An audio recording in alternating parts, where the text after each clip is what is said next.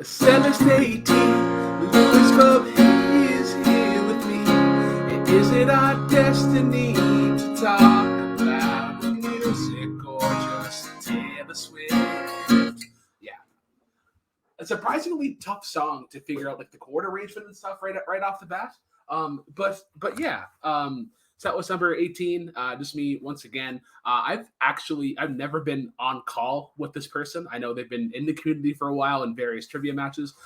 But yeah, recommended to me through Melissa Woody, and I was like, yeah, this. Once I got their answers, I was like, yeah, I think we're gonna get along pretty well here. Lewis Buss joining us today. How's it going? Oh, thanks for having me, man. Yeah, like I said beforehand, unfortunately, the coronavirus got me a second time, so I'm a, a little bit under the weather, but still, I'm very excited to be here. Like you said, first time And with you on call, so it's gonna be fun, I think. nice. Yeah, it's weird that like I feel like as a society we've kind of gotten over like the original kind of like corona Oh scare, yeah, but now it's just kind of like I have the flu. yeah, It's it's gonna suck, weird. but we'll get over it. What was your thought process in coming up with some of these answers? Were there any in particular that were super hard to find? Yes, especially hard to find was the most overrated artist one because I was very much struggling with if I'm going to go with my gut on that one because with all the other ones it was pretty much a gut feeling. I had most of them pretty early on. I had a feeling it was like, yeah, is it that? Yeah, I think that's the one. But the most overrated artist one was pretty much the hardest one because I don't think there are as many artists that I dislike out there, or at least not many that I have strong feelings about. So that was not the most easy one, but I think I found a nice list here. Nice. All right, so we'll get right into it. Question number one: who is your favorite artist? Yes, my favorite artist is British punk outfit Idols. I have been a massive fan of theirs for I don't know. I think I've been a fan since Joy as an Act of Resistance, which I still believe to be their best record today. But just a fantastic band that just I don't know makes me feel feel a lot of stuff. I think that's probably the greatest quality of theirs, just the variety of emotions that they are able to convey, even in the punk genre. I think that's awesome. Yeah, they kind of they blend a bunch of different genres. Like there's like Yeah, new for sure. wave, there's punk, there's metal, there's a little bit of Yeah. blues. As I was listening to them through the week, I found myself comparing them a lot to the National. And then Yeah, I think that's another Canadian band, July Talk, like the lead vocalist in particular has a very similar quality. And mhm. I was like, okay, like I need to recommend them because I feel because they have a very similar sound. Um, in terms of their discography, I was a really big fan of their EPs, Welcome and Meet from 2012 and Yeah, 2015, respectively. 26, 27 is fucking awesome. Mayday, yeah. Germany, and then you had Two Tones. I believe off Meet, it was Romantic Gestures was the one that really stood out for me. Mm. But then it was weird because I really liked those, and then I got to Brutalism, and Brutalism I found was just a little bit heavier than Yes. everything else. Yeah, what are your thoughts on Brutalism? I love brutalism. Like I said, I think Joy as an Act of Resistance is their best record, like as a cohesive album. But brutalism to me has some of the best standout songs in the Idols discography. Um, Mother, for example, is a fantastic song, but even just like the opening song, Heal, Heal, was that the one? Yeah.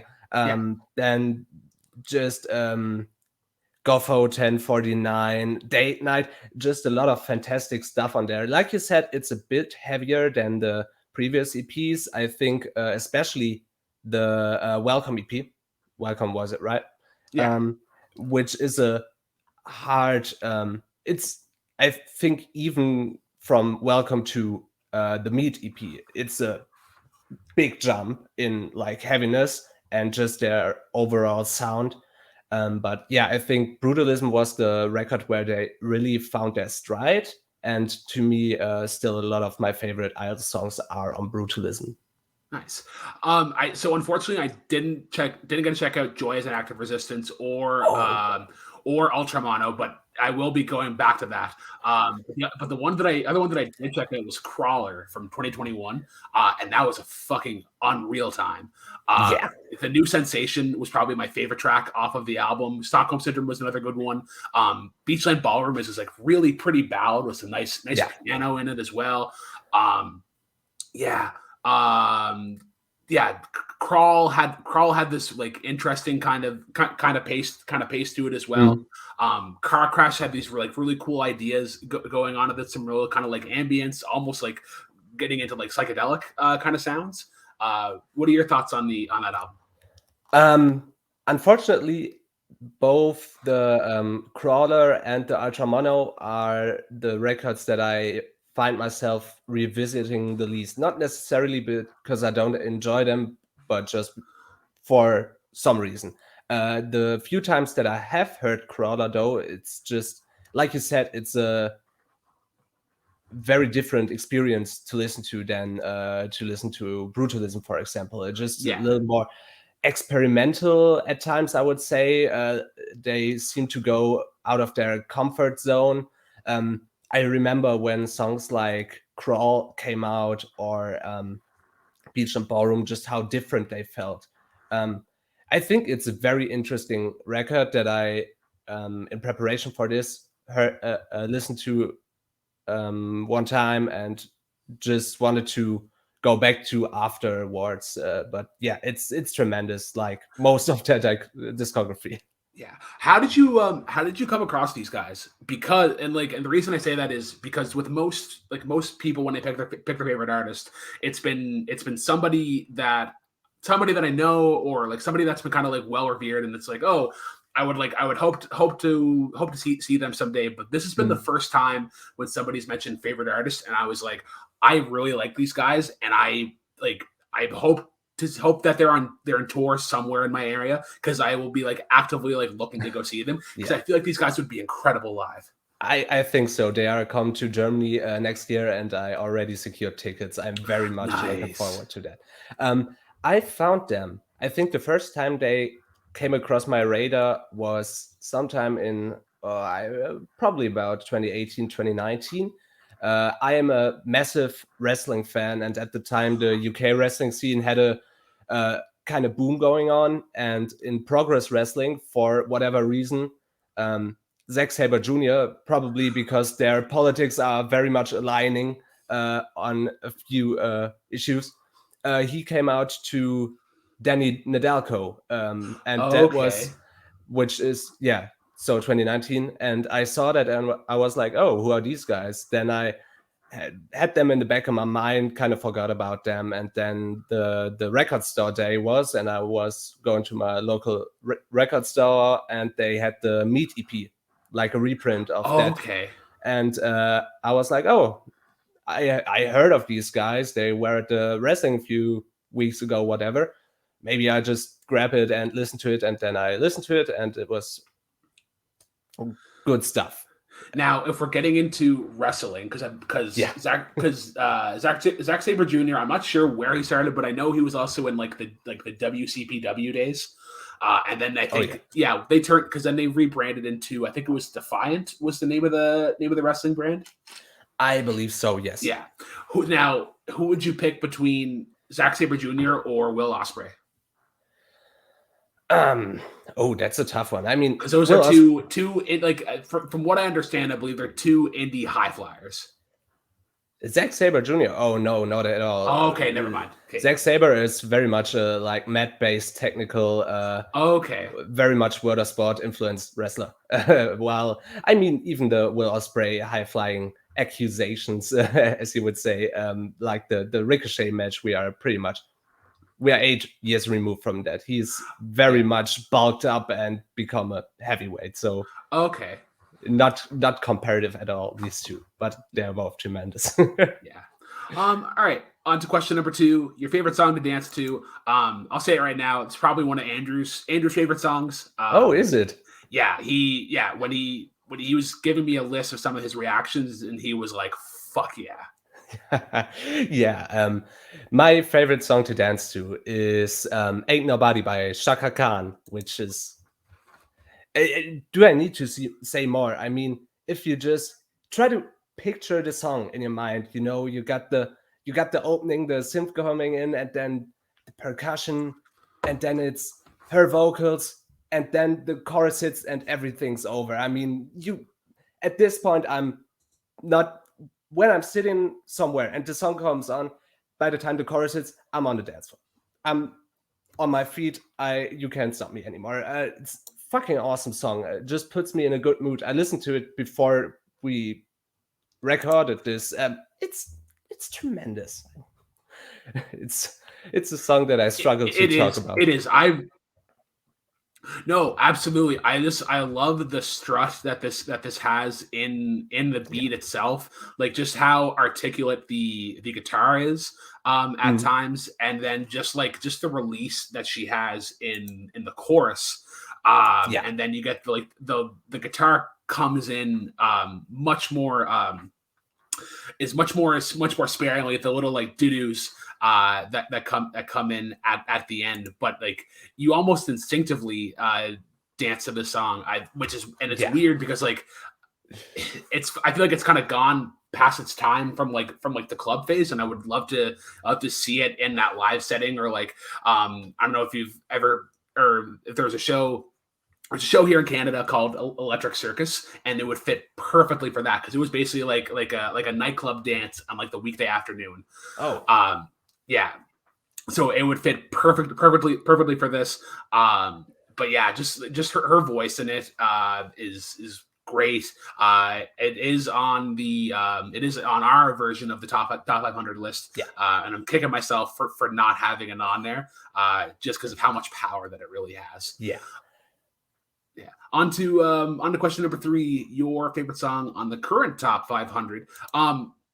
I will say that this is one that I had used it as kind of like a bookmark whenever I was making my list, Mm. where I was like, okay, I understand how great it is and like why it is on the list, but I hadn't found that thing to be like, oh, this is what makes it an all time great. But I still think it's an incredible new wave song. What did you pick? I picked Bizarre Love Triangle by New Order. Yeah, like you said, just a great new wave song. And I kind of grew up on new wave. My parents were like, they were my age in the 80s. So now that I am 23 years old, or even a few years ago, I kind of found myself going through the like record collection and just seeking out stuff, and a lot of the things just resonated with me, a lot of the time because it was stuff that I heard before through them. But yeah, like especially New Order, Joy Division, stuff like that just stuck around in my life, I would say. And Bizarre Love Triangle is one of those songs that just stands out so much. I can't even tell you why. um, but maybe just because it kind of represents a piece of an era in music that is kind of gone. Because if you listen to the song, I don't know. Bernard Sumner is not the greatest vocalist of all time. He's probably like bottom, whatever you want to say. He's not that awesome. But if you listen to the song, there's just so much emotion coming through. There is this live clip on YouTube of the song, which is like the dirt worst quality because it's a fucking handheld from 1987. What the fuck do you Yeah. expect? But it's like the song, and it's fucking amazing. Bernard Sumner is probably on every fucking drug in the entire world. He's high as a kite. not his greatest day vocally as well, but there's just so much passion coming through, and that it's something that kind of, I don't know, I kind of miss in today's music, where everything feels at times overproduced and too much, and everything needs to be perfect. I love songs like this that leave place for imperfections, and yeah, I don't Uh, know. yeah. The only other thing that I really wanted to add on this was this like the synth. I'm usually pretty hard on synths, especially in '80s, but I have a soft spot for them whenever they're almost used like a guitar, Yeah. and that real kind of like that wavy kind of effect in between the verses. I think does a really good job. Um, Yeah, yeah. what I also wanted to add is like a lot of the times I'm very much in shock when I remember that Joy Division and New Order are kind of the same band, like minus Ian Curtis, obviously, and Ed Bernard Sumner.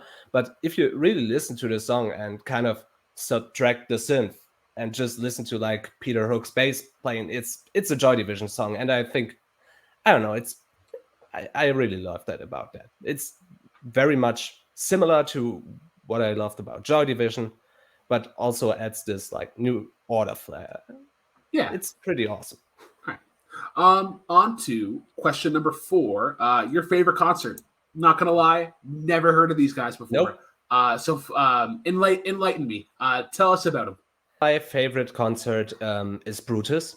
They are a Belgium, I would say, post rock, post metal outfit with a lot of shoegaze influences. They have a really unique sound that is quite hard to pinpoint. I have had the fortune to have seen them twice this year, and Oh both wow. times, yeah, they were spectacular both times because they are actually just three people. Like they have a drummer who is also the lead singer. They have a bassist and a guitarist, and that's the whole lineup. And yet they produce so much just power. I would say that's probably the best thing to describe them as. They are really powerful just in the way they play their music. It's very, very. I love their records, but I think to have seen them live this year was just added so much more. So yeah, the question I always like to ask or the question I like to ask for this question is: was there any opening bands that have played before them that had kind of caught your attention? Was it an arena? Was it a part of like a festival Yeah. or? So the first time was in March this year, I believe. It was at the Junkyard, or both times actually. It was at the Junkyard in Dortmund, Germany, Okay. which is what it sounds like. It is like a concert venue, which is built like a junkyard. You have like car wrecks standing around, containers, whatever. First time was indoor, but I think the better concert was when it was outside. Open air, and you had the sun going down, stuff like that. That was really great. They had a opening act for that, but I actually don't remember their name. They were good, but Brutus pretty much stole the show that evening. Okay. Yeah, I just threw on Buttress for a little bit. I really like their sound. Like it has this weird like creepy kind of vibe. And I feel like that it do really well, like especially like in a live setting when you're experiencing it with everybody else. Yeah. And just kind of getting the reaction from there. What would you say is the song um that came up for you after hearing it live? After hearing it live, my it's honestly my favorite song, like in general, and it is called Sugar Dragon. It is like Okay. comparatively to the rest of the record, it is a longer and slower song, and I think it's very great because it has this power that I talked about, this rawness, but yet there's at few parts of it there is a certain tenderness and emotion, and it really works. It works great on the record, but it works even more so in the live setting, because it's most of the time the set closer. And it is, like I said, when it was at the open air, the sun was already down. It was like 10 p.m. It was dark outside, and Okay. then you had the great light show, and this song coming on. That was pretty much the standout. Yeah, like just popping it on now, I could see why Yeah. this is the closer. It gives me a lot of like Rise Against kind of vibes as well. Reminds me of another band as well that I think you would enjoy. A gypsy punk band called Boyd's. They're based Mhm. out of Montreal here. But they're another band that I had never heard of them before they had opened for somebody else, and then I was like, all right, I'm sold. But no, really cool pick. Yeah, I'm amazed that I haven't heard these guys, given how much I really like this kind of sound. Yeah, it's I would definitely recommend them to everyone. Yeah. All right, on to question number 5, your favorite music video. Now, I'd seen this one before, but it's actually Oh, also through Melissa Woody. And I guess oh, other actually. people have seen it because this has a billion views on YouTube, which blew my mind. Oh, damn. I actually did not know that. Yeah, I kind of struggled with this one because I don't really watch that many music videos. But when I had time to really think about it, this was the first one that came to mind. I've seen this probably back when I was 15, 16, whenever it came out. And yet it was very much uh, still fresh in my mind. And it is Papaute by Stromae, another Belgium artist, Okay, coincidentally. yeah. Um, yeah, I mean, I don't know if he was as big over on your side of the pond as he was here in Europe. But his first song, Alors on danse, was like a massive hit, was a smash hit, still is to this day. And I feel like this one was also kind of a hit, but not as big. But yeah, this music video, I don't know what it is about it. I think there's like a lot of tragedy to it, which I mean, it comes through the song because the song is like, I believe Papaute, it's French. I don't speak French fluently, so I think that's what it means. It means like, where are you, dad? And it is called that because Stromae's father died in the uh, Rwandan genocide, I believe. Uh, Oh, so yeah, yeah. it's like the song about him growing up without a father, and I think it's reflected in the music video where you have him sitting there with his mannequin replacement of his father, I assume, and Yeah. the other people dancing, sons and fathers dancing, and him trying to replicate that but not being able to. I think kind of it's really powerful to when I really think about it and talk about it like that. Yeah. Yeah, so Melissa had brought this up back when we did like the music video draft Mm, back in like I think it was like January or February. She had brought this up, and when I had watched it, I think I had initially interpreted it as like trying to find your trying to find like the older version of yourself, or like there was definitely that like that family kind of relation in the video. But now that you mention that, like, yeah, it's about his dad, um but his dad being or dying at an early age, and then kind of seeing everybody. And then I think like the most powerful scene in the video itself, where it's him just dancing, and like the mannequin is sitting in the chair, and he's yeah. just kind of giving it all, like just trying to find that connection that like everybody else in the video has. Um i i wasn't as sold on the song first time around, but this time I'm like, yeah, like this is a fucking banger. Like I like It is. I think it would do quite well, like on the radios now, especially given the climate that we're in with top 40.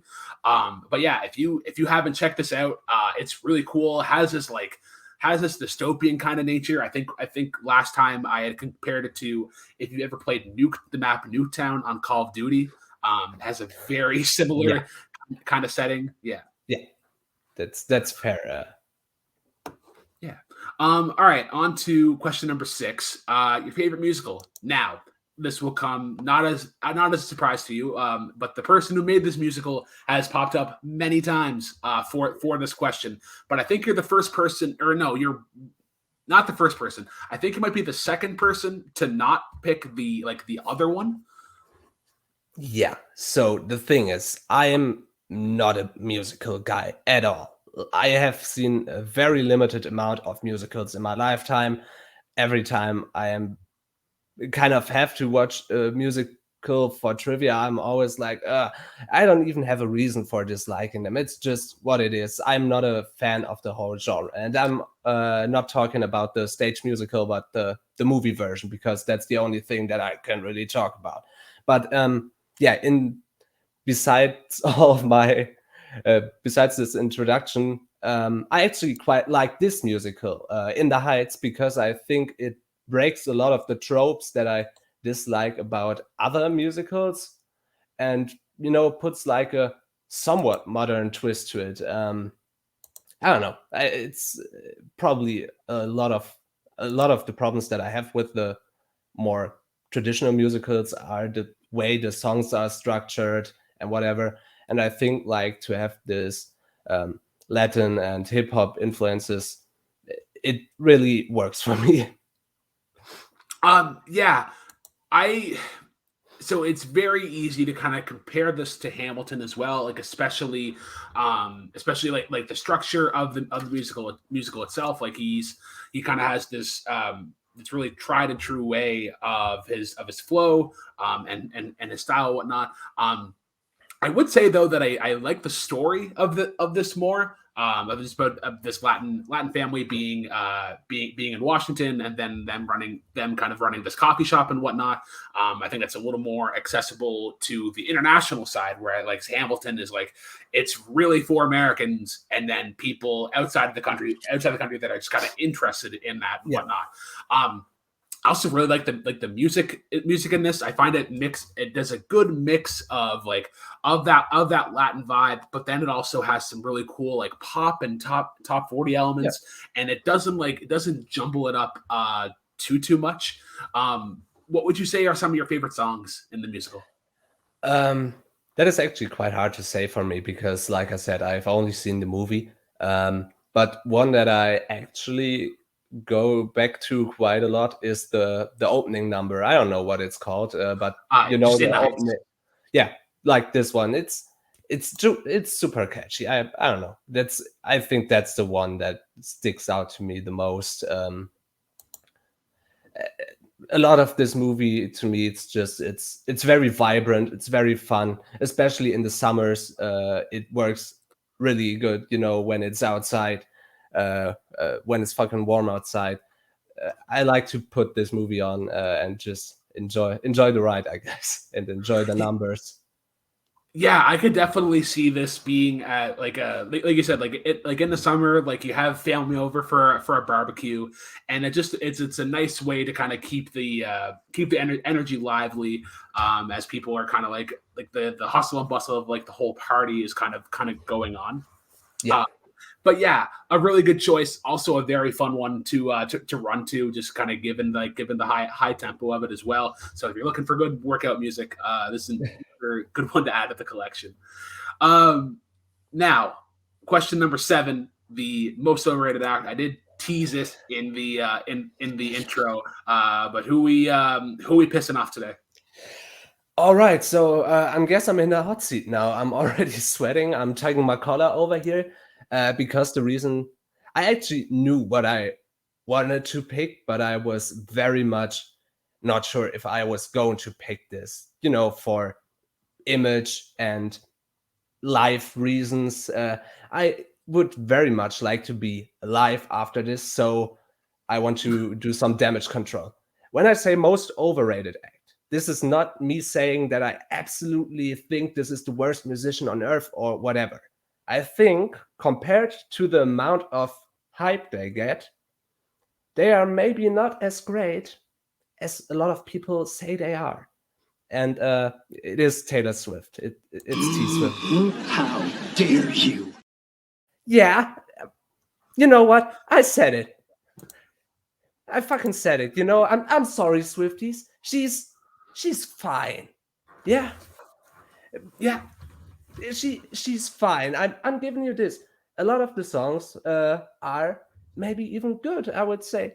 And if you say if you enjoy her music more than I do, all the power to you. I just think that her music is maybe not as innovative as a lot of people pretend that it is. I mean, a lot of people have written songs about breakups before, like, oh, great. Tends to be about, I would say, about 2/3 of all music is definitely about a breakup or getting over a past relationship. Yeah, so that's fair. I don't know. It's just like I said, the music is fine. That's with Taylor Swift. I'm very much fucking Jason Bateman in Arrested Development when his son is dating Mae Whitman. You know, when he's like her. That's me. When people are saying like my favorite musician is Taylor Swift, her. Fine, okay, but I don't know. It's like I said, just the hype compared to what is being offered to me. Maybe it is just because I've only encountered her in this very like, oh, she is the biggest pop star on earth, whatever environment, and I listened to it and was like, that's what it's all about. I don't know. But she just doesn't do it for me. Yeah. And I think it's definitely a matter of when you were born, because I would say for the Caleb Cohos and like the Cameron Holtzman, so like the people born after the year 2000, I think they see her as like the 1989, like the Red, like when she had really kind of transitioned into pop. just because you said people born after 2000, how old do you think I am? I'm gonna guess that you're like I'm gonna guess that you're my brother's age, and he was born in '96. So I'm gonna guess like '95 to 1999. Nah, I was born in 2000, so I'm actually probably in the same age range. But yeah, it's Oh, okay. maybe it's also like a geographical thing. I don't know. I think she was like a big country star before. Yeah, and that's the thing, because so I was born in '93. So whenever Okay. she had first kind of come on the radio, it was in country, and that would have been like grade 6, grade 7 for me. So like it's I don't know if it's a hot take, or I feel like I'm definitely in a minority when I say it. My favorite era of hers is her country stuff. I thought she had some really good songs, like You Should Have Said No, Picture to Burn, and then like the transition to pop really kind of made sense, because I think of where country was going, it just wasn't the right fit for her. I think that was like, I think as she was transitioning into pop, country was starting to get into this more hip hop kind of thing. You were seeing more rappers coming in, and there's a more of an emphasis on kind of like the rhythm and whatnot. I would agree with you in that she's not the first person to write a breakup song. She does write some really good ones. I think All Too Well, it Sure. has this really cool story of it and whatnot. But I also agree that like Reputation, I think, is probably the hardest era for me to kind of come around to. Like I'll never forget whenever Look What You Made Me Do came on the radio for the first time, and I was just like really, like we're getting into into this era of pop where it's like really heavy on the 808s and whatnot, and like almost like Everything Bad from like Black Eyed Peas. Like she kind of took those trends and got into it. I will say though that she is also doing something incredible for the movies and the theaters, and like especially coming out of the pandemic. Sure. Yeah. Like her releasing this era tour. Like a couple weeks ago, I had went to go see Killers of the Flower Moon, and the Eras tour was playing as well. and 90% of the people at the theater were girls, and like predominantly like school age girls. And I think it was good to just kind of get them back in there. And I think it could be like, it definitely could be a way of getting people to see this to see this tour of hers that definitely aren't accessible to it, just because of how quickly tickets are selling out. Like, they added, like, just from a Canadian perspective, I think there was like an entire week of shows in Toronto, and they sold out within days. And then I think it was just last week they added 3 shows to Vancouver, and they're gonna be so freaking expensive. And I feel like a lot of people that really gravitate to her lyrics, especially, just they don't have the money to either to one, buy the ticket, but then also especially for us, like, because we live on the eastern end of the country. So to usually go to these big shows, and we have to fly to Toronto, and that's usually about like $1,000 round trip. So I think it was a smart way to kind of get her product out and have everybody be part of the experience. I almost wonder if she gets this kind of admiration if she doesn't get the whole kind of, like, what's the word I'm looking for? Like, it's kind of similar to what Britney Spears happened to her, where she was in that conservatorship, and like the songs weren't really hers. So now she's kind of been taking this whole time to re-release the albums and really make them hers, which is awesome, because as a musician, like, absolutely the song should be yours. Yeah, you spent sure. the time you spent the time to make them and whatnot. But yeah, I think it's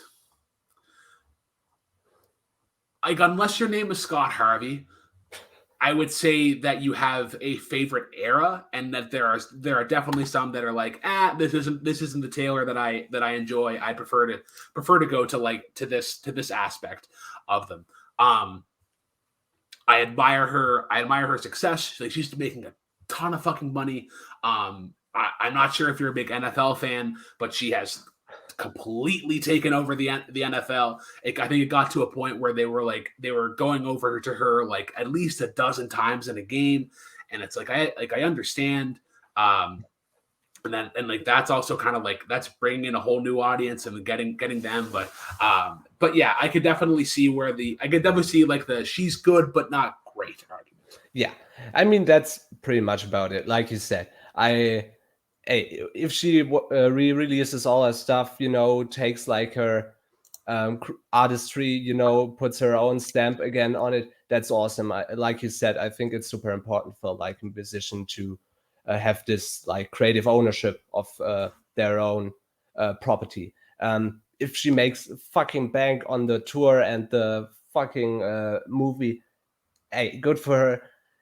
I will even say I'm going to continue giving her a shot, but as of now, it hasn't happened for me. I'm sorry, Swifties. Yeah, absolutely. All right, on to question number 8. Your favorite score. And a little fun fact, I guess. I'm not sure if you've watched any of the series before. This is actually the same pick that Adelaide Spence had. Oh, I actually did not know that. But yeah, awesome. I mean, it's a fantastic score. I wasn't sure if you needed like a specific song, so I just put like the whole score in general. Because I think like Emilio Mosseri's score for The Last Black Man in San Francisco is one of the most beautiful scores ever created. I think it adds so much to the spirit of the movie. I always said it has this somewhat like magical realism to it. It's this movie about gentrification in San Francisco. I apologize. It's 1:30. I might stumble up on my words at times. But yeah, I think the score adds a lot of that to it, because it is it can be everything at times. It can be playful at times. It can be somber. It can be dramatic, can be sad, and I think the song that always sticks out most to me is the song they used in the trailer, which is their rendition of San Francisco. Is the song just called San Francisco? I'm very bad at titles. The if you're going to San Francisco, that one. I think that is probably the standout song of the whole score because it just has everything that I talked about in, I don't know, 2 minutes, 3 minutes, however long it is. It's just a fantastic score. And I don't know, I haven't seen a lot of Emil Mosseri going around afterwards, which is kind of a shame. No. Yeah, I really enjoyed this. I like the tender moments that it has in it, especially like given the story. Yeah. Given the story of the movie itself. Like I really like how the strings kind of move in it. Like they don't really, like, they stay very contained. It's not this like outlandish, like really kind of grabbing towards the emotions of certain beats of it.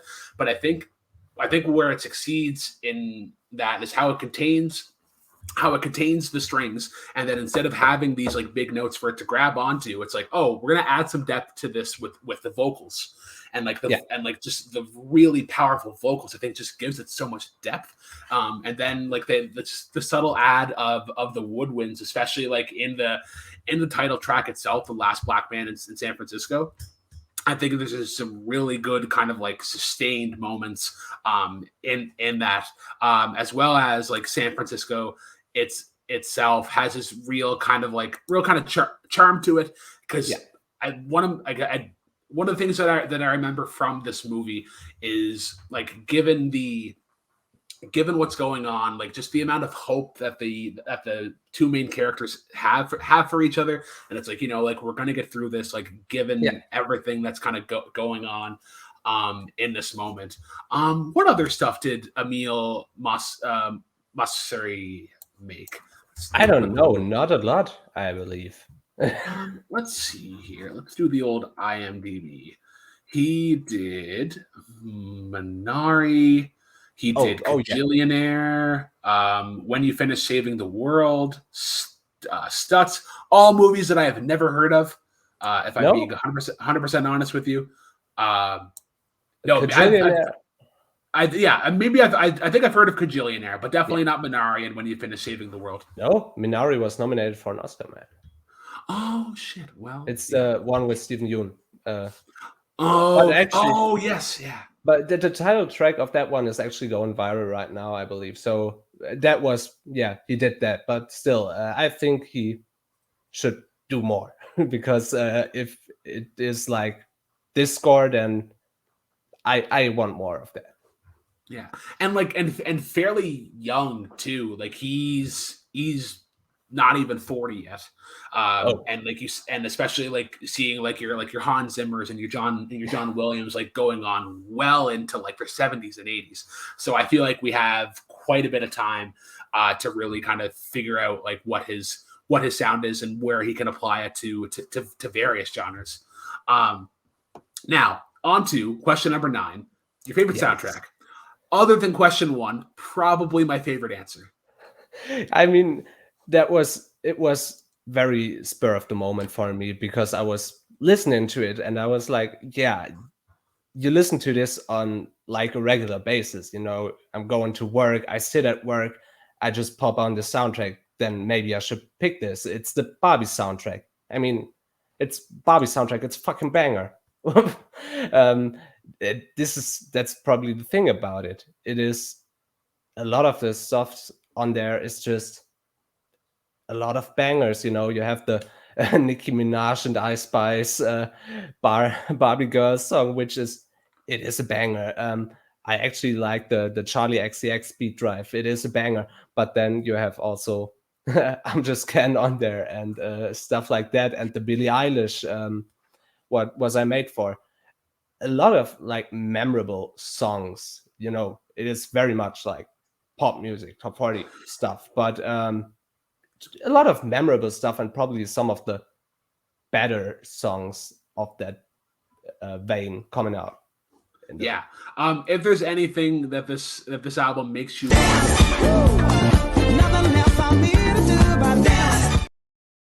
Yeah, that's fair. That's very much fair.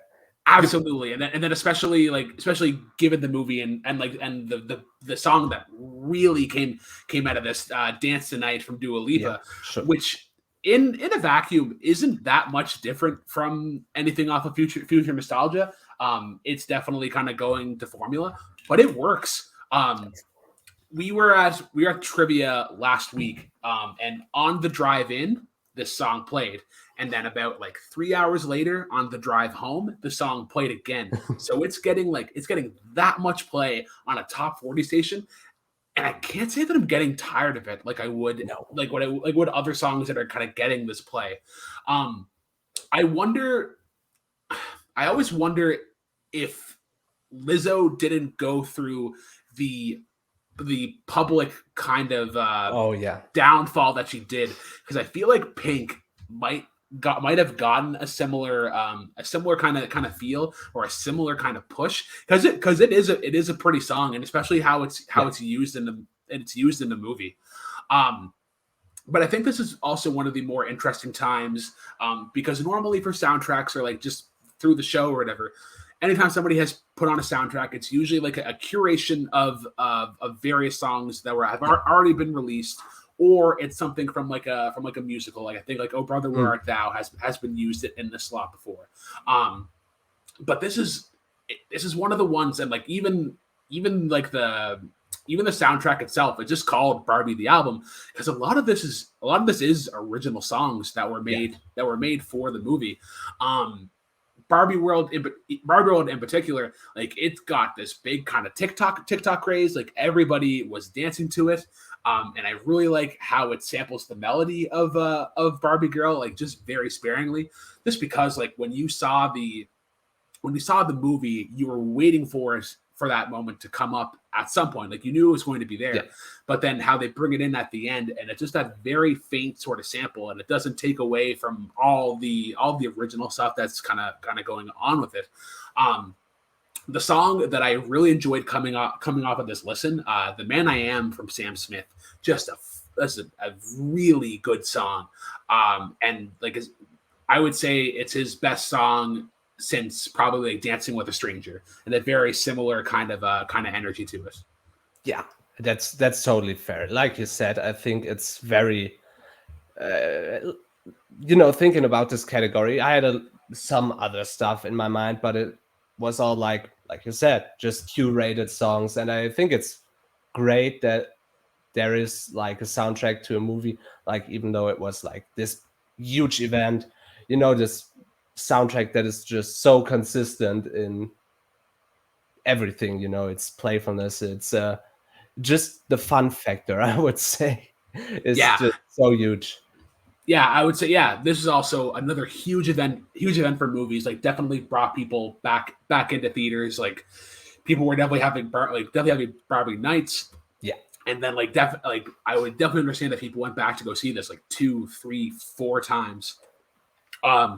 Where do you think that this would go in terms of Oscar buzz, especially like this is going out in November, and like we're going to be getting into that conversation of like what's getting nominated? I do think that "Dance Tonight" is going to get a Best Original Song nomination. What do you think? I would definitely expect one of the songs to be nominated. I don't know if I could see "Dance the Night," yeah, because it's probably the biggest hit. But I also wouldn't be surprised if they put like the Billie Eilish song, the "What Was I Made For," because it feels like very much an Oscar song. Maybe Yeah. it's both. I don't know.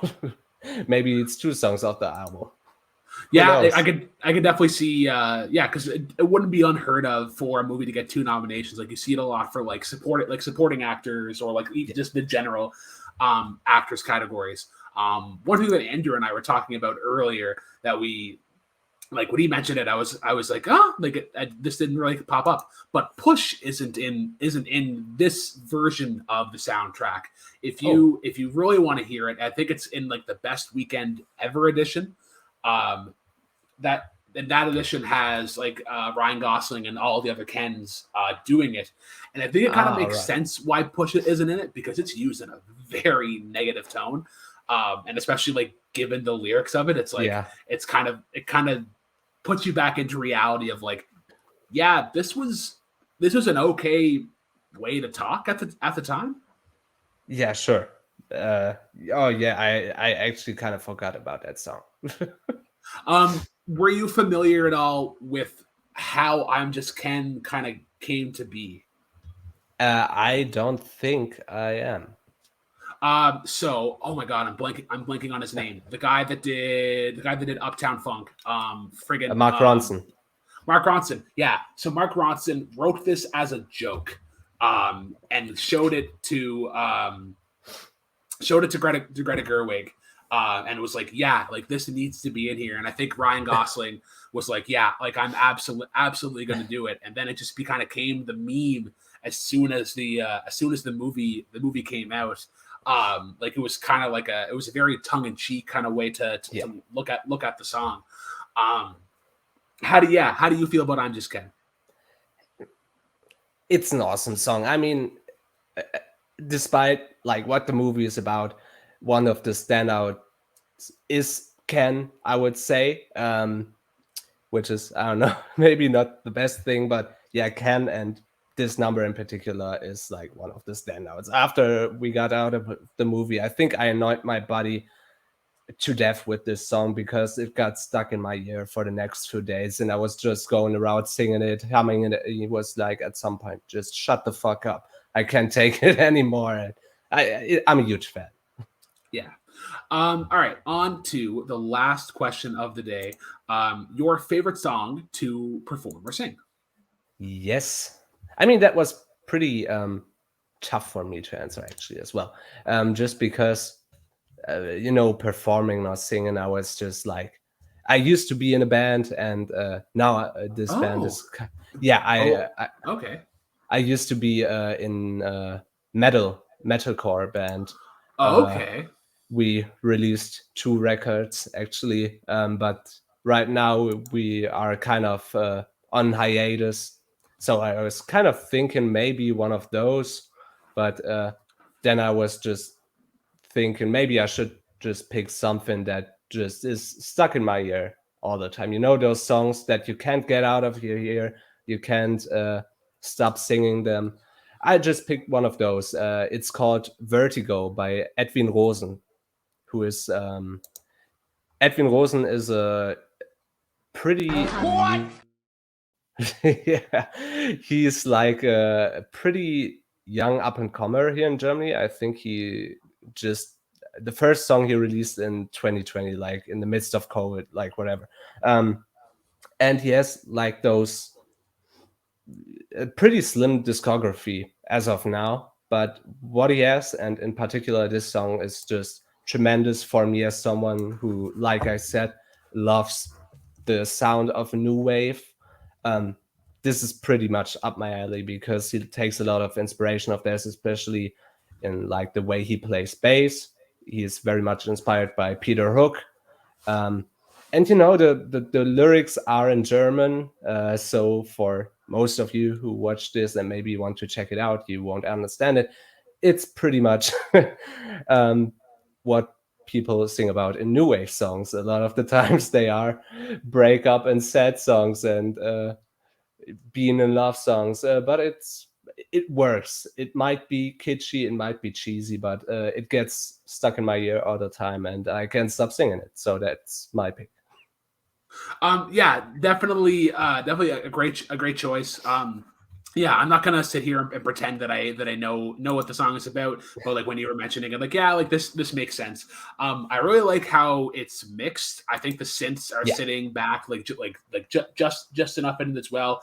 You get that really nice driving beat, similar to how we were talking about new Order. how we're talking about new order. And I think that's just like it's a really nice dichotomy whenever you get that like really kind of like that forward progressing sound, but then you kind of get like these really kind of like dreamy kind of like where have you gone lyrics.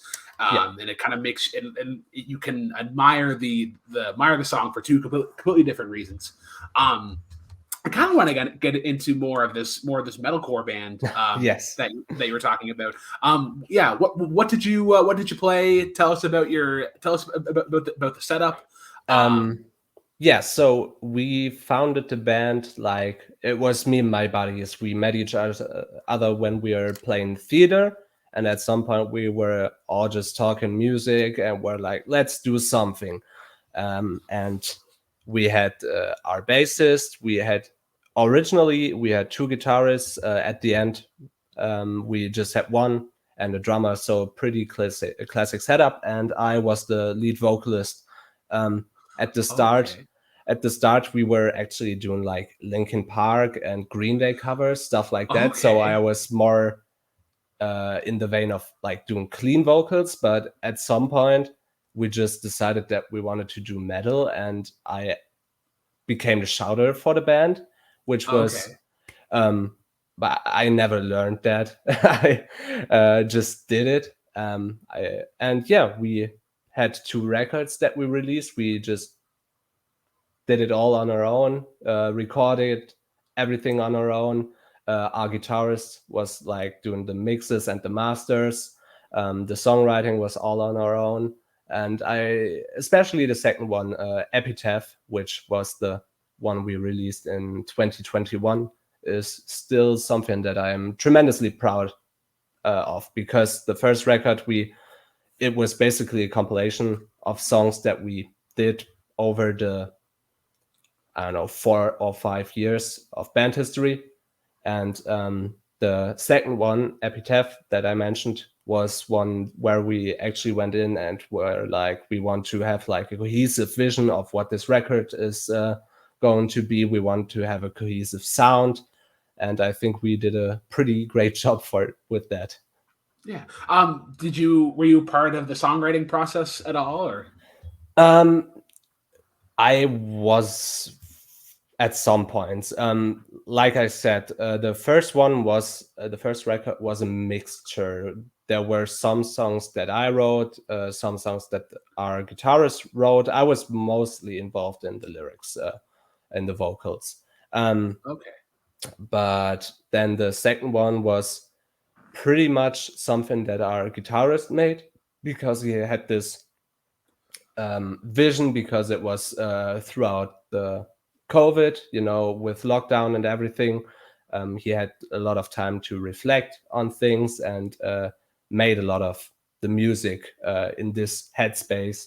So we wanted to give him this creative freedom. And when it came to stuff, we mostly just stepped in when we had like things that we were thinking could sound better, or maybe would fit better to a song, to its narrative. But yeah, that was the second record. My contributions weren't as much there. Yeah. The last question I'll have for this little section here. Yeah, sure. What was your favorite Green Day song to cover? Oh, that's a tough one. Honestly, I think it was Holiday. Holiday is just a very fun song to play. It's it's upbeat. It's just fun to play, I think. Yeah, so I actually have a pretty fond memory with Holiday. So obviously I'm a guitarist and a bassist. But my brother was the drummer of the family. So he had a drum set up in his room, and there were 2 songs that he practiced all the time. One of them was Arabella by Arctic Monkeys. Oh, awesome song! Awesome song and unreal album. Then the other one was Holiday. So I have a core memory of the do. It's just it's a great it's a great track, and then especially you get into that little bridge part as well. But yeah, that's gonna wrap up like the main portion of this. The 2 encore questions that I always have for my guests. Number 1, who are some people that you're listening to right now that people need to check out? And second, who are some people that you'd like to see on the show? Oh yeah, so that's interesting. People that I'm listening to right now. I was very unprepared for this, so I might need a second. Tis the point. Yeah, people that I want to see on the show. Oh man, I need to think who was on the show. Honestly, put Abel on the show. I think he might be fun. He might have Apple? fun with. Okay. Yeah, I think he might have fun with this. And people that I'm listening to, who people should listen to. Oh yeah. So I was at a tremendous concert last week by an. I think she's actually a Canadian artist by the name of Ghostly Kisses. Ghostly Kisses. I believe she's French Canadian, but I went to a show of hers last week, and I think she was absolutely tremendous. She's Yeah, like doing, she's from Quebec. Yeah, pretty yeah. cool. So yeah, she is doing like ambient pop, I would say, like art pop, something in that vein. A lot of synths in there, with just beautiful vocals. So check her out. Nice. Um, Yeah, cool. Well, Louis, thank you for having the chat. It was really good just to just talk to you for the first time. yeah, of course. Yeah, really get a sense of your taste in music. But yeah, it's gonna wrap it up for today.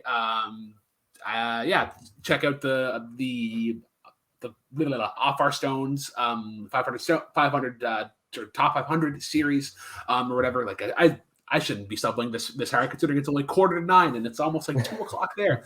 But yeah, cheers guys, and as always, drive safe.